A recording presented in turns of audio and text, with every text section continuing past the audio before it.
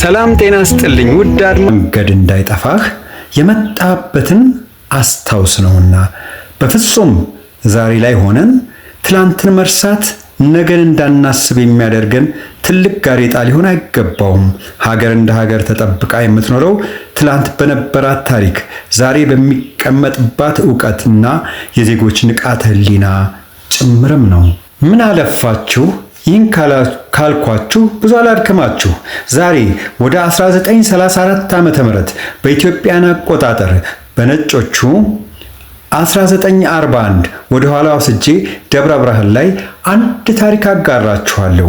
የደብረ ብርሃን ከንቲባ በወቅቱ አጠራር ሹም ስለነበሩት የደብረ ብርሃን ቅድስት ሥላሴ አስተዳዳሪ አለቃ የነበሩት አለቃ ኃይለ አጋስት ይኖሩበት ወደ ነበረው መኖሪያ ቤታቸው ይሆናል። ይህ በወቅቱ በነበሩ የግንባታ ባለሙያዎች አምሮ አሸብርቆ በግርማ ሞገሱ ዘመን የተሻገረ መኖሪያ ቤት ታሪኩ ተጠብቆ መቆየት ሲገባው የደብረ ብርሃን መድመቂያ ከብዙ ቅርሶች መሃል አንዱ ሆኖ ታሪኩ ሳይፋለስ ለትውልድ እንዲሻገር የተሰራ ምንም አይነት ነገር ባለመኖሩ ዛሬ በዚህ መልኩ ይህን ገጽታ ሊይዝ መቻሉ የሚመለከተው አካል ምን እየሰራ እንዳለ መጠየቁ ስህተት አይሆንም። ለመሆኑ የከተማዋ ባህልና ቱሪዝም ምን እየሰራ ነው? ኃላፊነቱስ ግዴታውስ ምንድነው? የተጣለበትን ኃላፊነት በወቅቱ በጊዜው መወጣት ታሪክን መንከባከብ አይመስላችሁም? ከተሳሳትኩ ይቅርታ አድርጉልኝና በዚህ ቤት ውስጥ ከዛሬ 84 ዓመተ ምህረት በፊት የነበረ አሁንም ያለ የምትመለከቱት የጠላ መጥመቂያ ጋን ሲኖር ሌሎች ቅርሶች የት ገቡ? ይህንና መሰል ታሪካዊ ቦታዎችስ ታሪካቸው ተጠብቆ እንዲቆይ ምን መሰራት አለበት? ዛሬስ እነ አክሱም እነ ላሊበላ የፋሲል ግንብ የዚች ሀገር ጌጥ መለያ አንኳር ታሪክ ሆነው ለትውልድና ለቱሪስት ስስት የሆኑት አስተዋሽ ስላላቸውና ስለተጠበቁ መሆኑን የደብረ ብርሃን ከተማ አስተዳደር ዘንግቶት ይሆን እያልኩ በጣምራ ቲዩብ ስም እየጠየቅኩ በሌሎች በተረሱ በተዘነጉ አስተዋሽ ባጡ በከተማው ባሉ ትልልቅ የታሪክ ቅርሶች ላይ በቅርቡ እንደምንገናኝ እየነገርኳችሁ ለዛሬው በዚሁ ሰናበታችኋለሁ።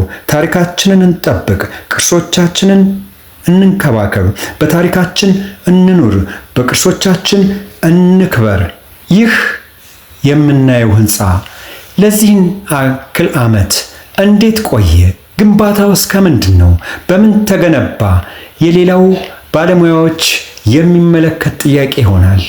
እኛ ያላከበርነው እኛነታችን ለሌላው ምኑም አይደለምና መለስ ብለን ወደ ቀልባችን እኛ ለኛ የሆኑትን የኛነት የታሪክ አንኳር ምዕራፍ የነገም የዛሬም መድመቂያ የኛነታችን ቅርሶች ላይ ለምንድን ነው ማናተኩረው? ወጣ ብለን ከሀገር ውጭ ብናይ እንዲህ የመሳሰሉ ቅርሶች የሚደረግላቸው እንክብካቤ የሚደረግላቸው አያያዝ በውኑ ለኛ ምን መልእክት አለው?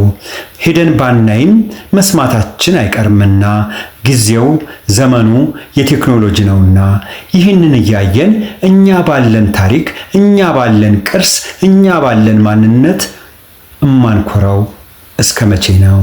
በተለይ በደብረ ብርሃን ዙሪያ በዚህ አካባቢ ሊጠበቁ እንክብካቤ ሊያሻቸው ለታሪክም ለቱሪስትም ምቹ የሆኑ ብዙ እጅግ በጣም ብዙ የቱሪስት መስህብ ቦታዎች የታሪክ ቦታዎች አሉ። እነኝህን ታሪካዊ ቦታዎች እንዴት ነው ማናያቸው? እንዴት ነው ማንንከባከባቸው? ታሪካችን ቅርሳችን ነው፣ ቅርሳችንም ታሪካችን ነው። ይህንን ለምንድን ነው የምንዘነጋው? ይህን ጥያቄ እየጠየቅኩ እሰናበታችኋለሁ። በጣምራ ቲዩብ ስም አመሰግናችኋለሁ።